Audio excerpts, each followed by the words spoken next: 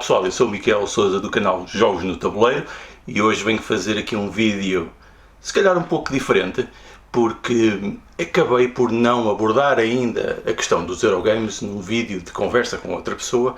Por isso, desta vez vou fazer mesmo eu diretamente o vídeo, até porque quero mostrar alguns exemplos concretos do que pode ser um Eurogame.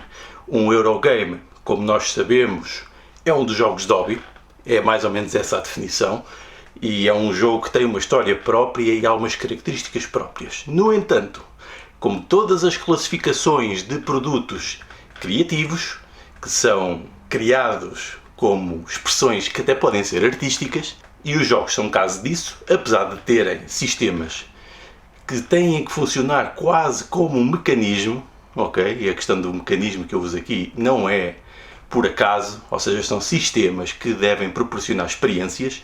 No entanto, enquanto sistemas têm uma análise formal quase mecânica, e enquanto experiências dos utilizadores já nos vão levar para o lado do comportamento humano. E daí ser tão difícil analisá-los. Por isso, todas as taxonomias que nós tivermos são dadas a muitas discussões, podem ser polémicas e devem ser seguidas apenas como um padrão, ou seja, não uma caixa estanque, mas algo que nos deve servir de guia, para nós percebermos, ok, isto está perto deste tipo de jogo ou daquele, mas pode estar aqui no meio, ou então até pode ser uma exceção à própria taxonomia. Convém ter isto em consideração e é com base neste princípio que eu vou abordar aqui esta questão de definição do que é supostamente um Eurogame.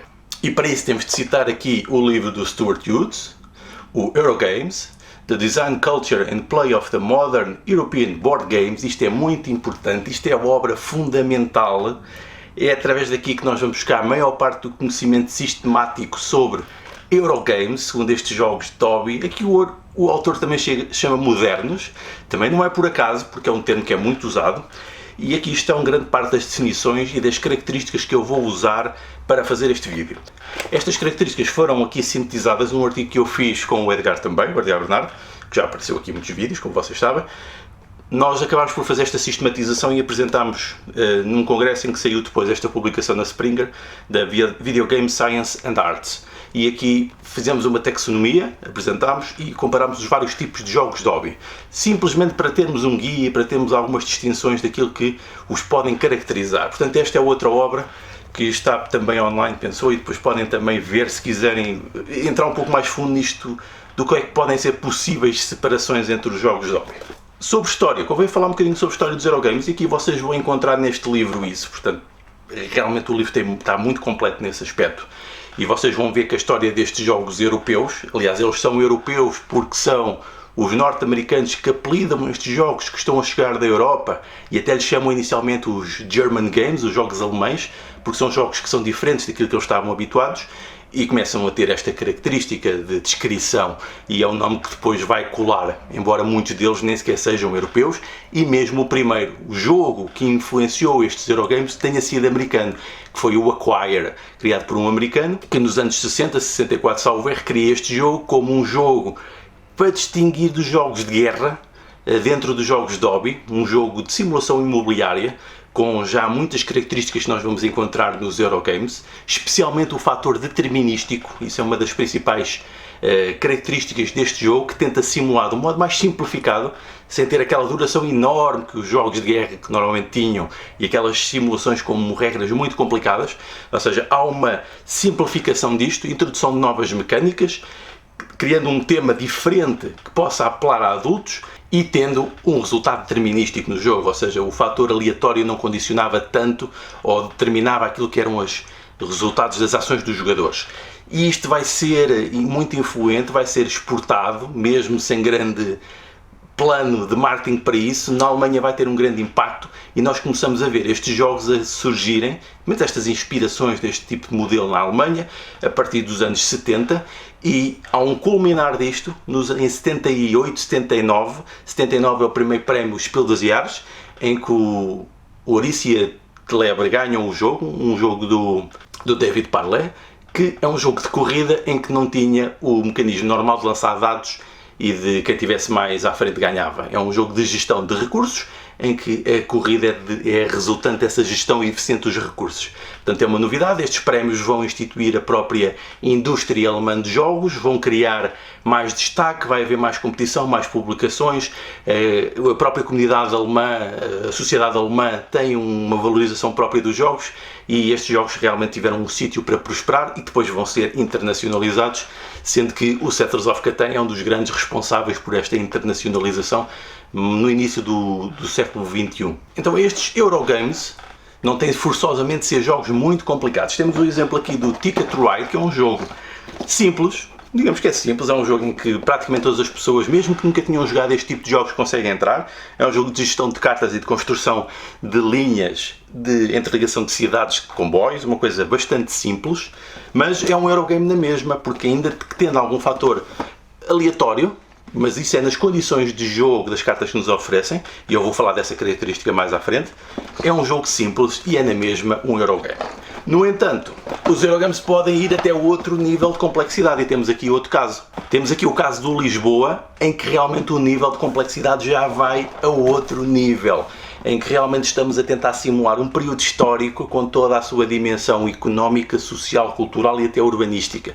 Portanto, e tudo isto é feito através do sistema de jogo, com gestão de recursos, com a ativação de jogadas com cartas, com planificação de um tabuleiro coletivo que simula a cidade, com a economia associada, com cartas que são relacionadas com a influência da Igreja Católica e com o próprio sistema político deste iluminismo musculado. Este despotismo esclarecido, que é assim que a coisa se deve descrever do ponto de vista histórico, é representado em Portugal pelo Marquês de Pombal. Portanto, temos aqui coisas complexas, portanto, os jogos podem ser mais simples ou mais complexos, sendo na mesma Eurogames. A nível de componentes, estes jogos também se caracterizam pela qualidade dos componentes, e isso poderíamos levar à conclusão que tinham que ter miniaturas e coisas do género. Não propriamente. Qualidade é mais na durabilidade. Temos aqui o exemplo do Die Maker, que é um jogo de 1986, sobre as eleições na Alemanha, e a qualidade dos componentes aqui é representada aqui por cubos.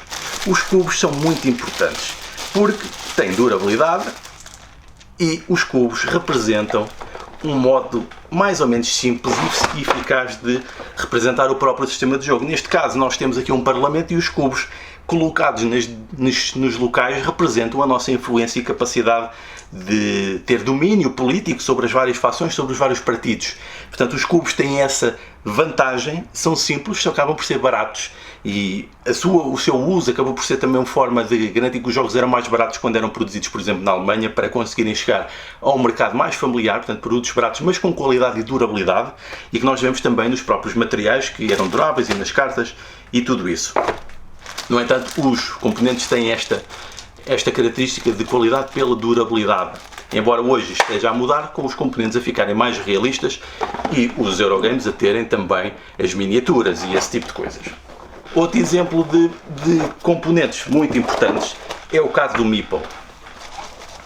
E o Meeple acabou por ser uma própria iconografia que simboliza o próprio hobby destes jogos. Portanto, estão a ver estas pecinhas, estão aqui usados no Keyflower, mas eles são originais do Carcassonne. E acabaram por ser uma forma de transitar este modelo destes peões, que depois funcionam também com recursos em vários jogos, como no caso do Keyflower, em que são símbolo da própria comunidade de jogos e que acabam por dar um lado mais humano aos próprios componentes quando nós queremos simbolizar pessoas ou recursos humanos. E depois houve também esta noção interessante de que, apesar disto ser um produto de uma marca, de uma empresa, ele foi cedido e hoje pode ser usado por todos os outros jogos, com a devida autorização, e acaba por criar um próprio sentido de cultura geral entre os próprios jogos, e nós vemos isso aqui no Keyflower, que é outro tipo de Eurogame. Quanto aos jogos serem temáticos ou narrativos, no caso dos Eurogames, nós temos dois exemplos. Eles podem ser abstratos apenas com algumas colagens de temas por cima. Temos o caso do Azul, em que supostamente são os azulejos portugueses, mas este jogo funcionaria como jogo abstrato, que acaba por ser, com outro tipo de tema qualquer. E nós consideramos que isto pode ser também um Eurogame. Este exemplo de que o mecanismo, ou seja, o conjunto das mecânicas que geram o sistema de jogo, ou os vários mecanismos que pode ter só um ou vários, são suficientes para gerar o interesse do jogo e construir o jogo, que depois, levando um tema por cima, o torna supostamente mais apelativo. Isto é uma coisa que nós vamos encontrar em muitos Eurogames, esta noção de um sistema forte que cativa os jogadores, mas que depois tem um tema por cima que acaba por o tornar também, se calhar, um pouco mais interessante para um público mais alargado. Isto é uma coisa que nós vemos bastante nos Eurogames, que os distingue e os consegue levar um pouco além daquilo que são os jogos abstratos mais clássicos, mais tradicionais, mas que continuam a ser feitos neste momento. Ou então nós temos os outros Eurogames que acabam por ser mais temáticos. E o que é isto de ser mais temáticos? Tem um tema em que nós podemos facilmente, através da ativação das mecânicas e dos mecanismos, entrar no sistema de jogo e entrar na história que está a ser contada pelo próprio jogo ou na história que os jogadores contam durante o jogo. E temos o caso aqui do Great Western Trail, que tem uma série de mecânicas de Eurogames e de coisas semelhantes. Temos a questão do deck builder, temos a questão de um rondel de progressão, que é o próprio tabuleiro, temos estas coisas todas, em que eu vou falar das mecânicas mais à frente. E estas mecânicas acabam por construir esta noção de que estamos a fazer alguma coisa relacionada com o tema do jogo. E aqui, neste caso, o tema é que somos vaqueiros e vamos do Texas até Kansas City para levar as nossas vacas e gerir a nossa própria empresa, porque isto acaba por ser uma empresa em que o objetivo é gerar lucros e gerar prestígio, que neste caso são convertidos em pontos de vitória. Portanto, acaba por ser um jogo temático, mantendo a essência daquilo que são os sistemas dos jogos de tabuleiro, deste estilo mais de influência europeia, os Eurogames. Uma coisa que normalmente é criticada a este tipo de jogos, ou que é dito até como um gozo, é que estamos a empurrar cubos e acaba por ser visto de um ponto de vista mais distanciado daquilo que são as narrativas que os jogos podem criar, ou aquilo que é o envolvimento que os jogadores têm no momento. Nós, de facto, em muitos destes jogos estamos a empurrar cubos. E temos esse exemplo aqui no Imhotep, em que, de facto, estamos a empurrar cubos em barcos para fazer estas construções. No entanto, isto acaba por ter representações temáticas, como foi feita aqui, por exemplo, no Imhotep. No entanto, nós podemos ignorar totalmente isso e, de facto, concentrar-nos só nos cubos, no aspecto mecânico e tático dessa movimentação, ou até estratégica, se o jogo tiver essa possibilidade de planeamento a longo prazo. E, por isso, é uma das críticas comuns, mas isto depende também da capacidade dos jogadores quererem construir narrativa sobre o sistema de jogo, ou não. Isso é uma opção válida e é interessante porque há perfis que valorizam isso e outros que não, e os Eurogames têm essa possibilidade de poder criar condições para agradar a esses dois tipos de perfis que gostam do lado mais sistémico ou podem gostar de ter algum tipo de narrativa, embora não seja muito profunda normalmente, mas ela pode existir se os jogadores quiserem. Outro tema que normalmente é criticado aos Eurogames é que são os jogos de trocas no Mediterrâneo. E existem boas razões para isso, não é por acaso. É porque a maior parte destes Eurogames tentam ir buscar temas para adultos, muitos deles são históricos, e uma maneira de evitar temas que possam ser polémicos é ir para trás na história, para uma altura em que nem as nações, nem as culturas têm uma relação muito próxima com aquilo que temos hoje, para evitar polémicas, especialmente nesta época do politicamente correto. Isto está associado até à própria origem dos jogos na Alemanha, que tem uma relação direta com os processos de desnazificação, daquela noção de que não há vontade de querer simular conteúdos de guerra, portanto vamos simular outras coisas mais no passado, que nos são mais distantes e que estão relacionadas, por exemplo, com o comércio, que acaba por ser uma forma de guerra indireta também. As guerras comerciais, né? Já ouvimos falar disso. E não é por acaso que o Mediterrâneo foi esse tema, porque foi de facto durante milénios o principal sítio onde havia muitas trocas comerciais. Não que não existissem noutras partes do mundo, mas ainda que nos estejam um pouco distantes dos europeus, acaba por ter algum significado para nós histórico, mesmo que seja mais remoto. E isso nós vemos depois nas críticas, especialmente dos norte-americanos, porque obviamente não lhes diz tanto como diz a nós, que estudamos a história do Mediterrâneo relacionada com a nossa própria história nacional e história universal. E eu penso que essas são uma das razões pela qual isso pode acontecer, porque também, historicamente, o Mediterrâneo teve muitas civilizações diferentes que podem servir para criar os tais contextos dos jogos. E nós vemos isso no Concórdia, não é? Que basicamente estamos mesmo a trocar bens no Mediterrâneo e com vários sistemas de jogo, aqui já numa caixa alterada, que tem outros mapas que nos permite então transpor essa noção do Mediterrâneo para outras localizações, mas o efeito é exatamente o mesmo e eu penso que este jogo representa bem isso, de um jogo com algum conflito indireto, mas que são as trocas que criam o sistema de conflito de jogo, o qual que nós temos sempre que ter num jogo, um sistema de conflito, mesmo que seja um jogo colaborativo em que estamos a competir com o sistema de jogo em si. Mas o sistema de conflito aqui é baseado nas interações comerciais e naquilo que são os modelos de eficiência que são transportes para o Mediterrâneo, para este período histórico que penso que não ofende, pelo menos para já, ninguém. Temos uma relação muito grande nos Eurogames com temas históricos, como já falei, normalmente mais distantes, embora comecem também a aparecer alguns jogos mais presentes e alguns que têm levantado algumas polémicas. Temos o caso do Mombasa, em que estamos a fazer a exploração da África no final do século XIX e nós sabemos que estes processos coloniais foram muito impactantes e negativos para as populações, e neste jogo isso não é representado, é apenas visto o sistema económico. Daí haverem críticas a este tipo de coisas, e por isso outros jogos têm optado por outras abordagens e não têm ido por aqui. Uma abordagem tem sido os jogos de cidade. Temos aqui o caso do Ulm, que é uma cidade na Alemanha também. O jogo tenta representar, embora sempre, por vezes, com dificuldades em representar aquilo que era mesmo a história da cidade ao ponto de vista urbano. Normalmente isso não funciona muito bem, mas sempre serve de inspiração a criar este tipo de jogo. Temos aqui o caso do Ulm, é um deles. Temos aqui o caso do nosso Coimbra, em que também da cidade em si não é muito representado e até tem algumas representações erradas na capa. No entanto, acaba por ser um modo de levar para o passado e neste caso representa o processo de afirmação da própria universidade. Portanto, quando se fala em jogos com temas de cidades, serve também para cativar as pessoas, para verem novos sítios, porque as pessoas têm um fascínio por cidades, mas também têm este fator de poder ir para o passado para ir para temas menos polémicos. Os Eurogames também têm características, eles podem ser mais interativos ou menos interativos. Mais interativos com o conjunto de jogadores que estão no jogo, que interagem nas ações dos outros, ou então cada um está a fazer o seu jogo e não tem muita interação e vamos ver no final que é o melhor. Exemplo disso temos aqui o Fields of Arle, que realmente pode ser considerado um multiplayer solitário, ou seja, um jogo jogado em conjunto, mas que é solitário, porque os jogadores têm pouca interação com o que os outros estão a fazer, para além do mero bloqueio das ações disponíveis no tabuleiro. Portanto, este é um jogo deste tipo europeu, existem vários destes que são mais isolados, apesar de estarmos a fazer a atividade em conjunto.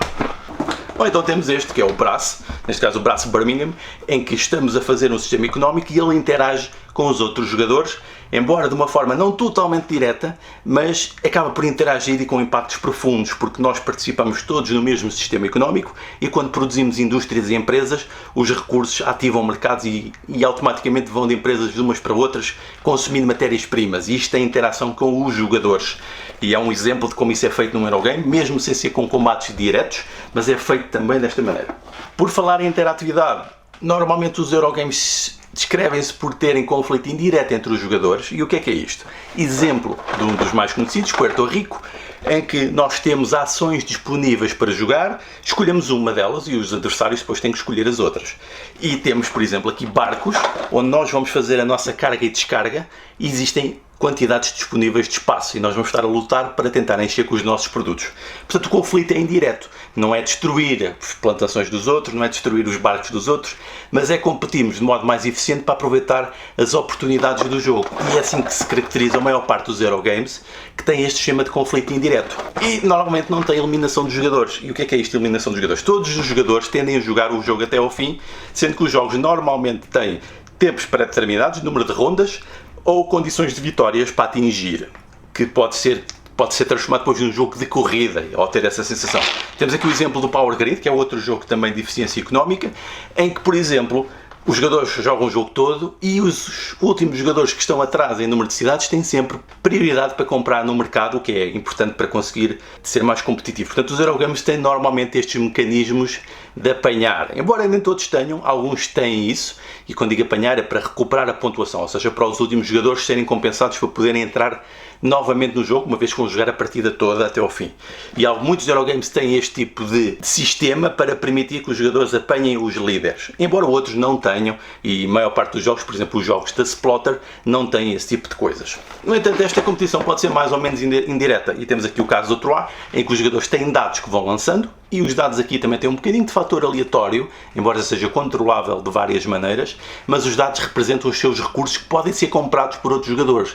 Ou seja, é uma forma um pouco mais intensa quase de ataque, porque eles estão a buscar os nossos dados, embora nos compensem, mas pode ter esta sensação. Mas lá está, o próprio sistema de jogo é feito de modo a que não seja diretamente um ataque, e os jogadores até neste caso acabam por cooperar um pouco porque têm objetivos comuns para fazerem nesta cidade que estão a viver medieval. Também em relação com o tema e mais outro jogo de cidades. Este jogo também tem essa característica para aliviar um pouco as tensões.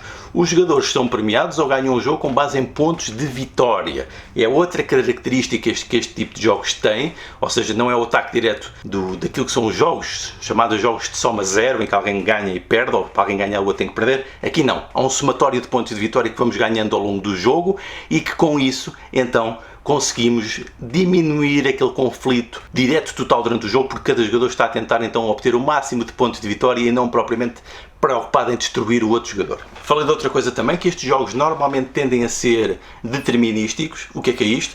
Tendem a ter um impacto pouco reduzido do fator aleatório do jogo, ou seja, não existem normalmente, embora existam alguns casos onde isso aconteça mais que outros, não existem normalmente decisões dos jogadores que estão totalmente associadas a resultados aleatórios. O que é isto?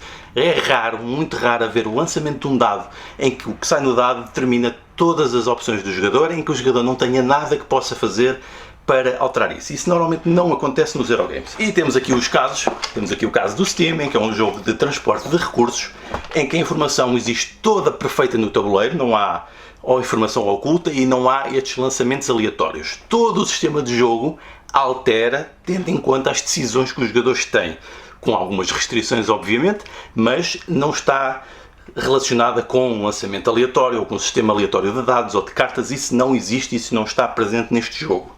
E é uma das coisas que acontecem em muitos Eurogames, embora possa acontecer de modo mais intencional. E essas aleatoriedades acontecem de vários motivos. Neste caso, por exemplo, é através de um saco. Mas a aleatoriedade aqui é para mudar as condições de jogo, para dar variabilidade, para depois então os jogadores poderem escolher. Essa é uma diferença entre uma aleatoriedade intrínseca à jogada, que condiciona a jogada, ou que resulta do sistema de jogo para dar novidade e causar desafio ao jogador.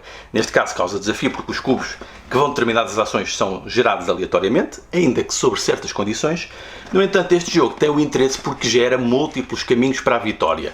Normalmente é uma coisa que os Eurogames também tendem a ter, é estas múltiplas opções para chegar à vitória, que normalmente é por pontos de vitória, mas pode ser também por outro tipo de caminho, como por exemplo corrida, em que os jogadores têm múltiplas opções, nunca vão conseguir fazer todas, ou todas na sua máxima eficiência, portanto vão ter que escolher entre os vários caminhos. E isto acaba por dar sempre, especialmente quando os jogos têm sistemas aleatórios de configuração do sistema de jogo e das condições de jogo, para dar sempre novidade e interesse ao próprio jogo, e este é um caso destes, em que nós, nesta família que estamos a gerir, podemos escolher vários caminhos, se vamos viajar, se nos vamos especializar na construção de materiais, se vamos ir pela carreira política ou pela carreira religiosa. Nós temos essas várias opções e muitos destes jogos têm isso como premissa, ter vários caminhos para a vitória, para darem então a possibilidade dos jogadores manifestarem as suas preferências naquilo que querem ou naquilo que podem ser estratégias e mais interessantes. Eu fui falando muito de mecânicas, porque as mecânicas são muito importantes aqui para o jogo. Mecânicas ou mecanismos, se quisermos considerar, por exemplo, conjuntos de mecânicas mais simples e isoladas como um conjunto.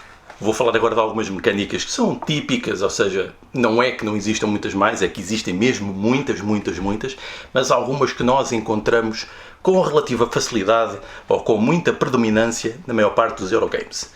Essas mecânicas, e eu digo termos mecânicas, como já falei, mas nós temos aqui a obra de Engelstein e Shalev, que acaba por estabelecer aquilo que foi a mudança que existiu no Board Game Geek da passagem do termo de uso de mecânicas para mecanismos. Esta é uma das razões, está aqui a fundamentação, este trabalho que está publicado numa editora académica, mas que tem aqui uma série de fundamentação para essas opções do porquê os mecanismos. E uma das abordagens é o agrupamento por tipos de mecânicas, que está presente aqui neste livro e que nós vemos depois um pouco nestes jogos, que é, por exemplo, o agrupamento em mecânicas com usos de dados, mecânicas com usos de cartas, as próprias mecânicas de interação entre os cubos. Portanto, existem essas coisas todas e eu vou-vos mostrar apenas alguns exemplos paradigmáticos disso. Apesar deste uso do termo mecanismos, eu vou continuar a usar mecânicas como aqueles elementos que podemos dividir em pequenas partes e os mecanismos como o conjunto destas mecânicas a ativarem em conjunto.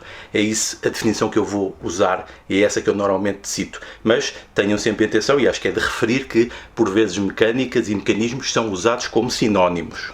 Estes jogos caracterizam-se, estes Eurogames, por terem normalmente mecânicas inovadoras. E o que é isso? Novos modos como os jogadores interagem com as regras, porque as mecânicas fazem parte das regras, como os jogadores interagem com o sistema de jogo, como é que o ativam, como é que metem que a economia do jogo avance, crie, que o jogo progrida. Essas coisas chamam-se as mecânicas, aquilo como a interação entre os jogadores e o sistema. E estes jogos normalmente estão sempre a criar novas mecânicas ou a reinventá-las ou a conjugá-las com temas. Portanto, eu vou falar aqui de algumas das...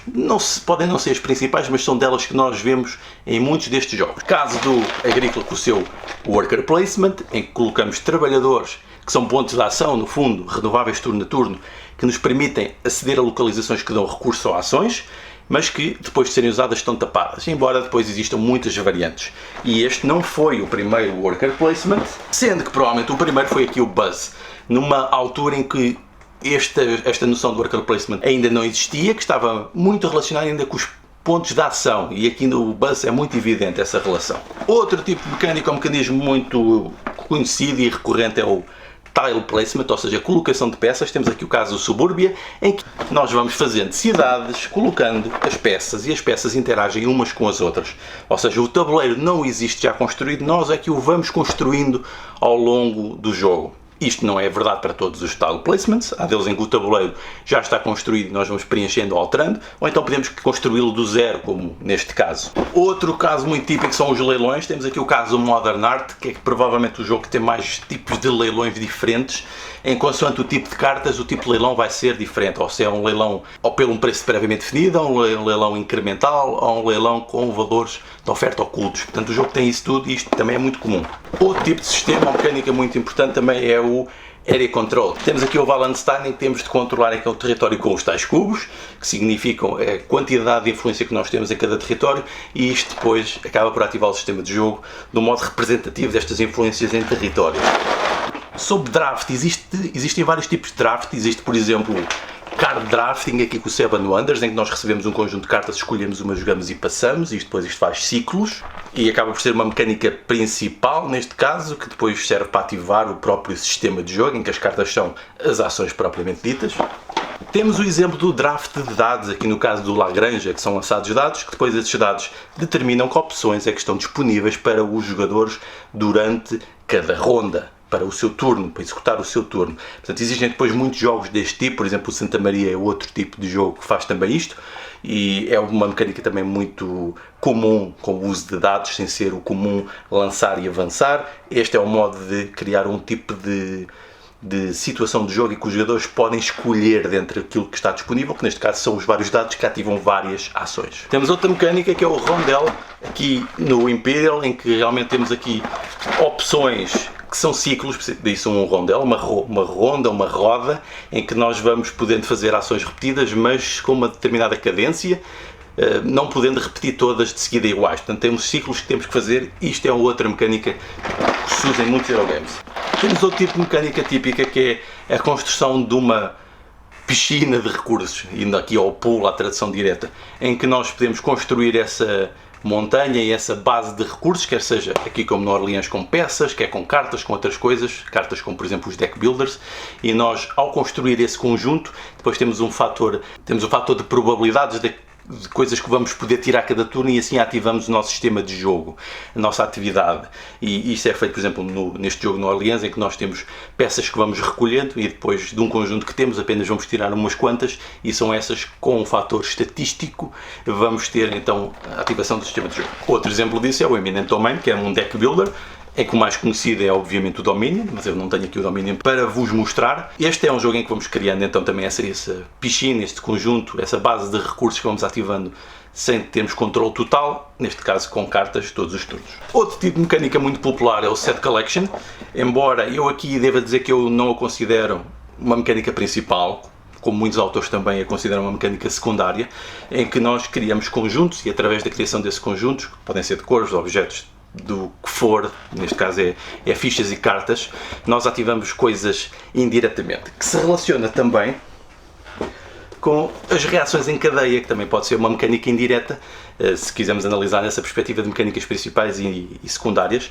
Por exemplo, acontece no Russian Railroads, em que nós temos ativações e por termos feito determinadas coisas aqui em vários barras de progresso, nós desbloqueamos outras coisas e em cadeia podemos fazer muitas seguidas e depois gera então modelos de eficiência e soluções mais eficientes. Esta noção de mecânicas principais e secundárias pode ajudar a fazer algumas análises, mas também pode baralhar, portanto podem considerar todas juntas, até porque os jogos normalmente é muito raro terem apenas uma mecânica, normalmente têm muitas combinadas, daí eu chamar mecanismos a combinação de várias mecânicas, para gerar então o nosso sistema de jogo e a tal experiência que é aquilo que se quer com os jogos. Portanto, estes são apenas alguns exemplos, todos estes jogos que eu mostrei normalmente não têm só esta mecânica, têm muitas mais, e os Eurogames caracterizam-se por terem estes conjuntos de muitas mecânicas sem serem excessivamente complexos, embora os existam complexos, sem serem demasiado longos, embora alguns possam demorar horas, como o da marca que eu falei, pode chegar às 3 horas, 4, ou então podem ser muito rápidas, como por exemplo o Splendor, em que realmente é jogado em menos de 1 hora. Nós temos este tipo de casos, portanto existe muita variedade dentro destas características, embora nós tenhamos aqui algumas centrais que servem de influência, embora sejam também flexíveis como eu vos mostrei. Nós temos aqui então condições para caracterizar estes Eurogames como jogos que normalmente o fator aleatório não condiciona tanto as decisões dos jogadores, tende a não haver eliminação dos jogadores, o conflito tende a ser indireto, os jogadores tendem a não ser eliminados do jogo, os componentes tendem a ter boa qualidade no sentido da durabilidade, os tempos de jogos tendem a não ser muito longos, normalmente não vão além das 2 horas, 2 horas e meia. O nível de complexidade não é muito complicado, ou seja, não tem tantas regras como por exemplo, os wargames e esses jogos mais de simulação, tendem a ser mais simplificados ao ponto de por vezes perderem a relação com as narrativas e os contextos dos jogos. Isso é um dos problemas. Tendem a ter o sistema mecânico, o sistema de jogo ser mais forte que os temas. O que é que isto simboliza? É isto que eu estava a dizer, como tendem a ser depurados e tentam agradar a pessoas que gostam tanto do sistema, apenas pelo sistema do puzzle lógico ou da resolução de problemas, tanto como aquelas que gostam também de entrar um pouco no tema, daí esta relação sempre com temas mais virados para adultos. E os Eurogames tendem a este equilíbrio, embora tendam mais para a parte do sistema do jogo e não tanto para a narrativa. De notar que eu fiz apenas explicação ou demonstração de algumas mecânicas. Existem muitas mecânicas mais que os Eurogames têm, centenas delas, se nós queremos especificar muito. Portanto, isto são apenas alguns exemplos demonstrativos ou alguns exemplos paradigmáticos, não é mais do que isso. E assim, de um modo resumido, é mais ou menos isto que é um Eurogame. Neste momento, estas definições ou estas considerações, porque estas definições não estão estabelecidas, pelo menos num modo muito implementado, vão variando. Não é que vão variando, elas existem, no entanto os jogos que vão surgindo não respondem a estas características, vão tendo várias influências e neste momento estamos a viver um momento de muitas criações de jogos que vão buscar estas influências, mas vão buscar também outras de outros tipos de jogos, ou que têm mais conflito, ou que têm melhores componentes, mais realistas, ou que têm maiores tempos de duração de jogos, ou que têm mais conflito, ou mais narrativas, ou mais interação entre os jogadores, ou temas mais pesados, mais do presente. Portanto, existem agora muitas coisas a serem criadas que são resultado destas múltiplas influências dos vários tipos de jogos de hobby, mas que, no entanto, os Eurogames continuam a ser muito influentes, especialmente pelas suas mecânicas originais e pela sua constante inovação nos sistemas de jogo que proporcionam. E por isso, acho que é muito importante considerá-los, e eles são tão influentes e convém. E não é desadequado considerarmos e estudarmos um pouco mais os Eurogames quando queremos, por exemplo, compreender melhor o fenómeno dos jogos analógicos, dos jogos de tabuleiro no geral, e se quisermos também usar os jogos para outros fins, é realmente importante considerá-los, porque temos imensa aprendizagem a fazer com eles, imensas coisas que podemos retirar para inspirar para outras coisas. Então vá, fica aqui o vídeo de apresentação dos Eurogames. Adeus!